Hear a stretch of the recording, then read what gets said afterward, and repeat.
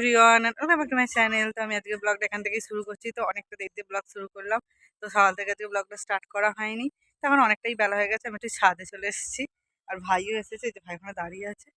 তো চলো এখন ব্লগটা স্টার্ট করি, একটু ছাদে বসি, তারপরে গিয়ে স্নান টান।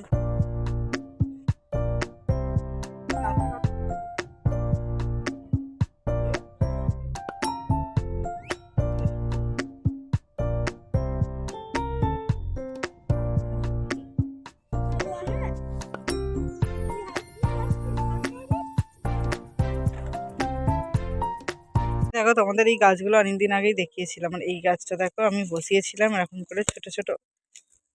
হ্যাঁ, এই যে এগুলো ছিল বোতল, তেলের বোতল। তো আমি এগুলোকে কেটে এইভাবে ডিজাইন করেছিলাম, করে তার উপরে বসিয়েছিলাম। এতে কত গাছ বেরিয়ে গেছে।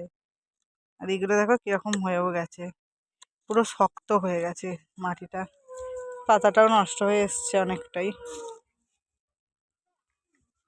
তো আমি আবার এগুলোকে ভালোভাবে একটুখানি প্ল্যান্টিং করব, সেইগুলো তোমাদের সাথে শেয়ার করব যখন করব। তো আগে ভাইয়ের পরীক্ষাটা হয়ে যাক, তারপরে আমি একটু ফ্রি হয়ে যাব। তো তারপরে এই গাছগুলোকে একটু ভালোভাবে ঠিকঠাক করে রাখার ব্যবস্থা করব। তো অনেক গাছ বেরিয়েছে, আর এখানটা পুরো একদম মেসি হয়ে আছে।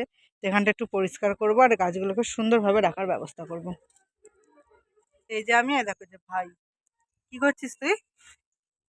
হ্যাঁ, দাঁড়া দেখাচ্ছিস। হ্যাঁ ভাই, লাল গুঁড়া করছি। সেগুলো নিয়ে কি হবে? কি করবি?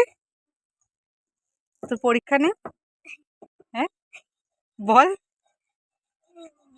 চ নিচে চ, চলো চলো চলো। সো চান টান করে আবার চলে এসেছি ছাদে, কারণ শীতকালে ছাদে বেশ ভালো লাগে রোদটাতে। আর আমি একটা পার্সেল আসছে আমার, যে এই যে আমি একটা ঘড়ি কিনেছি, তো সেটা এখন আনবক্সিং করব, করে তোমাদের দেখাচ্ছি যে আমি কী কিনেছি। ঠিক আছে, মানে কীরকম ঘড়িটা এসেছে।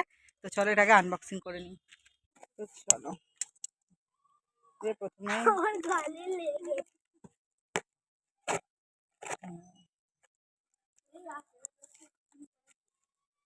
হাতে কি করে